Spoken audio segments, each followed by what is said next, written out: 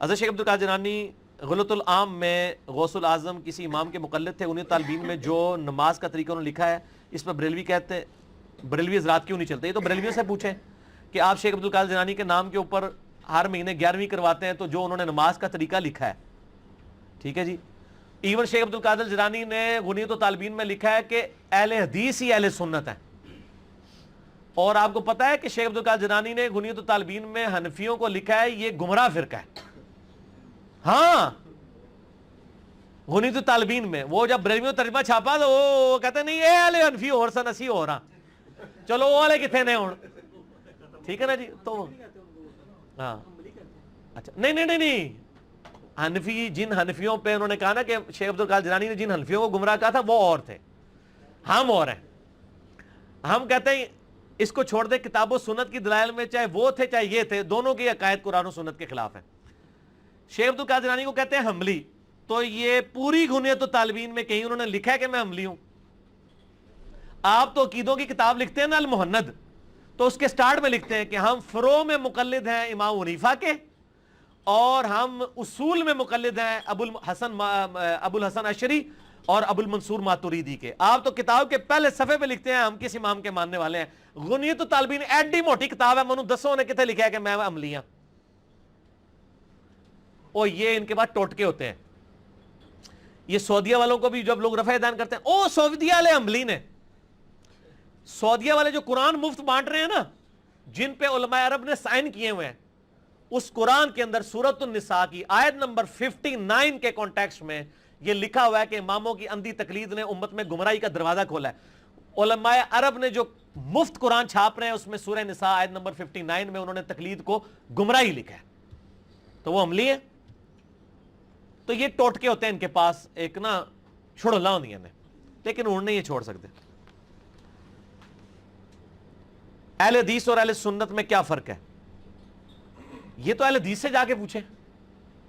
ہمارے نزدیک تو اہل حدیث بھی اہل سنت ہیں, بریلوی بھی اہل سنت ہیں, دیوبندی بھی اہل سنت ہیں, اپنے منہج کے اعتبار سے اہل سنت ہیں, باقی ان میں خرابیاں آگی ہوئی ہیں. یہ لادہ بات ہے کہ اہل حدیث اپنے ساتھ اہل سنت لکھتے نہیں ہیں, تو اس لیے لوگ ان کو وہابی کہتے ہیں اور اپنے آپ کو سنی کہتے ہیں. جب وہابی کہتے ہیں ان کو غصہ آتا ہے, تو غصہ نہیں آنا چاہیے. جب آپ کو توفیق ہی نہیں ہوئی کہ آپ اپنی مسجد میں اہل حدیث کے بعد بریکٹ میں اہل سنت لکھ لیں, تو جو لوگ اپنی مسجد میں اہل سنت بریکٹ میں حنفی بریلوی لکھ رہے ہیں تو پھر ان کو حق بھی ہے کہ وہ اپنے آپ کو اہل سنت کلیم کریں. آپ کو تو اہل سنت لفظ سے ہی چڑ تھی, وہ تو اب ہم نے بتایا کہ صحیح مسلم میں اہل سنت کا لفظ ہے, اور آپ کو اتنی چڑ ہوئی کہ آپ نے ان کو کہتے ہیں سنیت دی گل ہے تے اسی اہل حدیث ہے کہنے ہیں. تو پھر آپ کے ساتھ یہی کچھ ہونا تھا, آپ نے اپنے پاؤں پہ خود کلاڑی ماری ہے. ہم سے نہ اس چیز کا گلہ کریں, فوراً سے پہلے اپنی مسجد سے آپ اہل حدیث کا نام کاٹ دیں, یا لکھنا ہے تو اہل حدیث بریکٹ میں اہل سنت لکھیں, وہ بھی اپنے لیے. میں تو اس چیز کے حق میں نہیں ہوں, میں تو اس چیز کو بدعت سمجھتا ہوں. شیخ زبیر علی زئی صاحب سے میری 1 to 1 خود بات ہوئی تھی, انہوں نے کہا میرے نزدیک بھی مسجد کے باہر بریلوی دیوبندی اہل حدیث لکھنا بدعت ہے. تو میں نے کہا تو آپ نے کیوں لکھا ہوا ہے؟ کہتے ہیں میں نے کوئی نہیں لکھا ہوا. میرا خیال تھا انہوں نے بھی لکھا ہوگا, پھر میں لفظ ہے واقعی کوئی نہیں ملا, ٹھیک ہو گیا. لیکن وہ شیخ زبیر علی زئی صاحب بھی وہ اہل حدیث تھے, باقیوں کے میں بات نہیں کرتا, ٹھیک ہو گیا.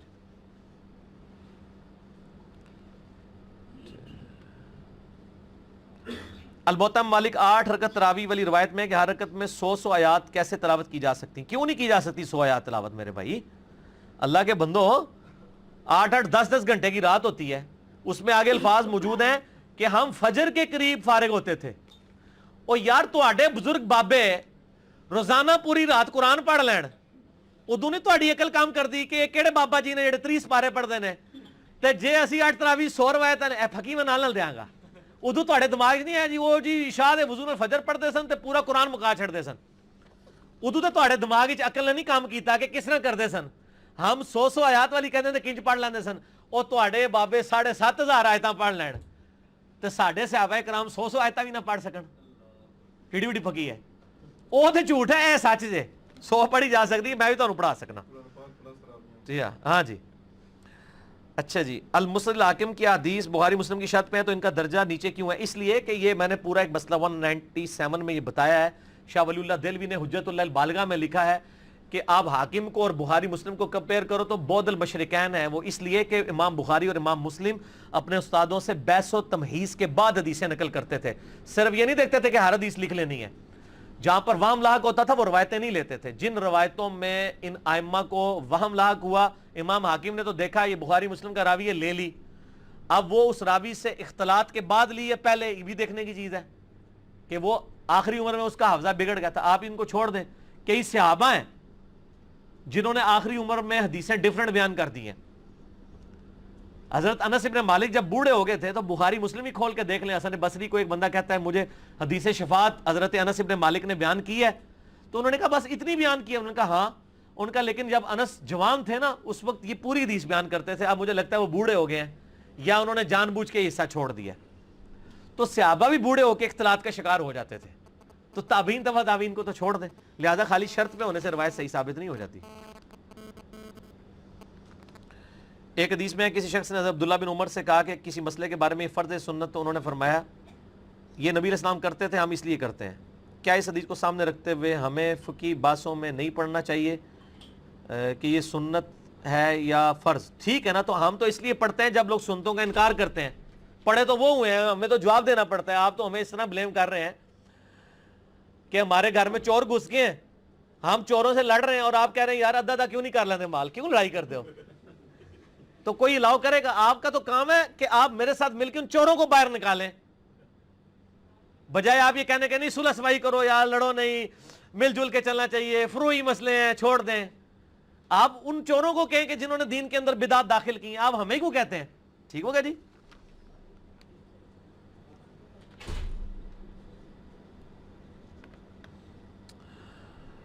انبیاء کرام تو سب کے نزدیک بال اتفاق معصوم ہے، کیا امت میں سے کوئی شخص معصوم ہو سکتا ہے؟ جامعہ ترمذی میں حدیث ہے کہ حضرت عمر سے شیطان بھی ڈرتا تھا، او بھئی یہ مسلم بخاری میں بھی ہے، تو ان کی عصمت کیسے ثابت؟ عصمت کوئی نہیں ثابت ہوتی میرے بھائی کہ حضرت عمر سے شیطان ڈرتا تھا، اس سے قطعاً یہ رزلٹ نہیں نکلتا کہ حضرت عمر سے ہمیشہ ہر معاملے میں شیطان ڈرتا تھا، ایسا تو معاملہ نہیں ہو سکتا۔ ان سے بھی بحیثیت ہے انسان کہ یہ غلطیاں ہوئی ہیں جو رپورٹ بھی ہوئی ہیں، انہوں نے بعد میں اصلاح بھی کی ہے۔ مجھے آپ کو میں ایک موٹی بات بتا دیتا ہوں، صحیح بخاری میں آتا ہے صلح حدیبیہ کے موقع پر نبی علیہ السلام کے ساتھ گفتگو کرتے ہوئے پوری زندگی پھر وہ بعد میں شرمندہ تھے، جو انہوں نے حضور کو کہا تھا ہم حق پہ نہیں دب کے کیوں صلح کر رہے ہیں، تو حضرت ابوبکر نے پھر ان کو سمجھایا کہ چپ کر جائیے، اللہ کے رسول ہیں۔ یہ تو بہت فاحش غلطی ہے جو سامنے موجود ہے، واضح غلطی ہے، ٹھیک ہو گیا جی؟ لہٰذا اس بات کے اوپر یہ نہیں کہ وہ ان سے غلطی نہیں ہوگی، ایک اوورآل ایک جنرل بات ہو، ٹھیک ہو؟ حضرت عثمان خلیفہ راشد کی ذات پر حملہ کربلا والے ریسرچ پیپر میں صحیح بخاری میں یہ حدیث بریکٹ میں ڈالی گئی ہے جبکہ اسلام ہسٹری میں الفاظ موجود نہیں ہیں۔ میرے بھائی بریکٹ میں اس لیے ڈالی جاتی ہیں، بریکٹ کے بغیر تو قرآن کا ترجمہ نہیں ہو سکتا۔ آپ وہ اسلام ہسٹری میں وہ الفاظ پڑھ لیں، اگر اس بریکٹ کے علاوہ کوئی اور مطلب بنتا ہے تو آپ بنا لیں، اگر اس کے اپوزٹ بنتا ہے۔ بریکٹیں تو ہم نے ڈالنی ہے اس لیے کہ عربی اردو میں ٹرانسلیٹ ہو رہی ہے، ٹھیک ہے نا جی؟ آپ ایاک نعبد و ایاک نستعین کا جب ترجمہ کرتے ہیں، اے اللہ ہم صرف تیری ہی عبادت کرتے ہیں، صرف تجھی سے مدد مانگتے ہیں، تو ہم تو بریکٹ میں سے کہتے ہیں کہ یعنی ہم دعا کے لیے تجھے پکارتے ہیں۔ کیوں کہ آج کے دور میں فتنہ یہ ہے کہ وہ کہتے ہیں مدد تو آپ نے مجھ سے بھی مانگی تھی، تو قرآن میں تو لکھا ہے اللہ سے مانگو، پھر اللہ کو چاہ منگیا کرو، روٹی بھی اللہ کو منگیا کرو، تو پھر ہمیں بریکٹ لگانی پڑتی ہے نا، حالانکہ وہ قرآن میں نہیں ہے، کیونکہ ہم جوڑتے ہیں اس کو دوسرے مسئلے کے ساتھ۔ وَتَعَاوَنُوا عَلَى الْبِرِّ وَالتَّقْوَى وَلَا تَعَاوَنُوا عَلَى الْإِثْمِ وَالْعُدْوَانِ، نیکی پرہیزگاری کے کاموں میں ایک دوسرے کی مدد کرو، برائی میں الگ رہو۔ اس کے تحت ہم کہتے ہیں ظاہری اسباب میں آپ کسی سے مانگ سکتے ہیں، غائب میں نہیں پکار سکتے، حالانکہ اس میں تو بریکٹیں لگانی پڑتی ہیں۔ یہاں پہ بھی جو ہم مفہوم بیان کر رہے ہیں، ٹھیک ہے نا جی، وہ فٹ ان بیٹھ رہے ہیں ان حدیث کے الفاظ کے اندر، ٹھیک ہو گیا جی؟ اور میں آپ کو بتاؤں آپ کے علماء نے جو بریکٹیں لگائی ہیں بالکل 180 ڈگری لگائی ہیں۔ ہم بریکٹیں اس لیے لگاتے ہیں میرے بھائی، بریکٹیں لگا کے آپ کو زمانے میں پہنچا دیتے ہیں کہ بڑی بڑی ڈنڈیاں ماری ہیں لوگوں نے، بڑی بڑی ڈنڈیاں ماری ہیں، ٹھیک ہے نا جی؟ اور وہ جب ہماری بریکٹیں آتی ہیں نا پھر آپ کو پوری سٹوری کلیئر ہوتی ہے۔ وہ بریکٹیں محدثین نے لکھی بھی ہوتی ہیں یا دوسرے طریقے اندر موجود ہوتی ہیں اور وہ فٹ ان سٹوری میں بیٹھ رہی ہوتی ہیں۔ مثلا میں آپ کو بتاتا ہوں، صحیح مسلم میں ایک حدیث ہے، حضرت عامر بن سعد ابن ابی وقاص وہ ایک جگہ حدیث بیان کرتے ہیں کہ نبی علیہ السلام نے فرمایا علی کی میرے ساتھ وہی نسبت ہے جو ہارون کی موسیٰ کے ساتھ، مگر میرے بعد کوئی نبی نہیں۔ اب یہ حدیث ایک تابعی سنتا ہے، اور کس سے سن رہا ہے؟ صحابی کے بیٹے سے، سعد ابن ابی وقاص کے بیٹے سے. وہ کہتا ہے یہ آپ نے حدیث خود اپنے باپ سے سنی ہے؟ اس نے کہا میں نے خود سنی ہے. نہیں واقعی سنی ہے، خود سنی ہے. اس کو تکلیف کیا ہے؟ کیوں ماننے میں اس کو آ رہا ہے؟ اس لیے کہ حضرت معاویہ کا دور ہے، اور اس دور میں حضرت علی کے اوپر سب و شتم ہو رہا ہے ممبروں کے اوپر. اس دور میں اگر کوئی حدیث بیان کرتا ہے کہ علی کی وہی نسبت ہے میرے ساتھ جو ہارون کی موسیٰ کے ساتھ ہے، اور یہ حدیث بخاری دونوں میں حضرت علی کے فضائل میں پہلی حدیث ہے، تو اس بندے کو کب کبھی طاری ہو جائے گی کہ یار وہ علی جس کو رسول اللہ کہہ رہے ہیں یہ ہارون کی مثل ہے میرے لیے، اس کے اوپر ممبروں پہ لعنت ہو رہی ہے. اور حضور فرما رہے ہیں مگر میرے بعد کوئی نبی نہیں ہے. یعنی اگر نبی کوئی ہوتا تو یہ بھی نبی بن جاتا، چونکہ میرے بعد کوئی نبی نہیں ہے اس لیے علی نبی نہیں بنا، ورنہ اس میں امپلائڈ ہے حضرت موسیٰ کی سفارش سے ہارون کو اللہ نے ان کو نبی ساتھ بنایا. تو اب یہ فضیلت حضرت ابوبکر عمر کو بھی حاصل نہیں ہے. ہم تو یار غار کہہ دیتے ہیں نا ابوبکر کو، لیکن حضرت موسیٰ کے ساتھ سپورٹیو کون تھا سب سے ٹاپ آف دا لسٹ؟ کیا یوشوا ابن نون تھے؟ حضرت ہارون تھے. نبی علیہ السلام کے ساتھ اس لیول کا سپورٹیو نہ ابوبکر تھے نہ عمر تھے، صرف حضرت علی تھے. اسی لیے تو اتنی بڑی فضیلت ہے. اے بھی زوری تو ہے، کہتے ہیں زوری شیعہ ہے، اوے زوری دے دشمنوں، اے بھی زوری روایت کرتا جائے. ٹھیک ہے ناسبیو. اچھا اب یہ حدیث وہ 2-3 بار پوچھتا ہے، پھر وہ کہتا ہے جی میں تیرے باپ سے جا کے کنفرم کروں گا کہ یہ واقعی حدیث ہے کہ نہیں. جس طرح میں جب کوئی حدیث بیان کرتا ہوں بخاری مسلم، فور اپنے مولوی کو پوچھتے ہیں یار وہ بخاری تو علیہ السلام انہیں کٹتا ہے حضرت علی نال، وہ سانو نہیں سی پتا، وہ کہتے سانو نہیں سی پتا. ٹھیک ہے نا جی، پہلے لڑتے ہیں اے پہلے بھی سن لوگ. ٹھیک ہے نا. وہ پھر سعد ابن ابی وقاص کے پاس آتا ہے، اور یہ میں نے کربلا والے پیپر میں ڈالی ہوئی ہے، اور آگے کہتا ہے جی آپ نے حدیث سنی ہے؟ کہتے ہیں ہاں میں نے سنی ہے. ایک صحابی جب کہہ رہا ہے میں نے سنی ہے تو اون تیرے ٹھڈ کے پیڑ ہے، کہتا ہے کیا واقعی سنی ہے؟ پھر سعد بن ابی وقاص دے وہی حالت تاری ہو جاندی جو میرے ہوتے ہو جاندی ہے. انہوں نے کہا کہ میری کانوں نے سنا، میری آنکھوں نے نبی علیہ السلام کو دیکھا، اور میرے دل نے اس کو محفوظ کیا. میری آنکھیں اندھی ہو جائیں، کان بہرے ہو جائیں اگر میں نے نبی علیہ السلام سے کم از کم 7 دفعہ یہ حدیث نہ سنی ہو. مسند احمد میں اس کا طریق موجود ہے. اب یہ سٹوری آپ کو تب سمجھ آئے گی جب انجینئر صاحب کی بریکٹیں لگی ہوئی ہوں گی. وہ بریکٹ پھر ہم نے لگائی چونکہ حضرت معاویہ کا دور تھا، ممبروں پہ سب و شتم ہو رہا تھا، حضرت علی کی اتنی بڑی فضیلت والی حدیث لوگوں کو ہضم نہیں ہوتی تھی، اس لیے پھر وہ خود تحقیق کرنے کے لیے گئے. ساری یہ بریکٹ فٹ ان بیٹھتی ہے.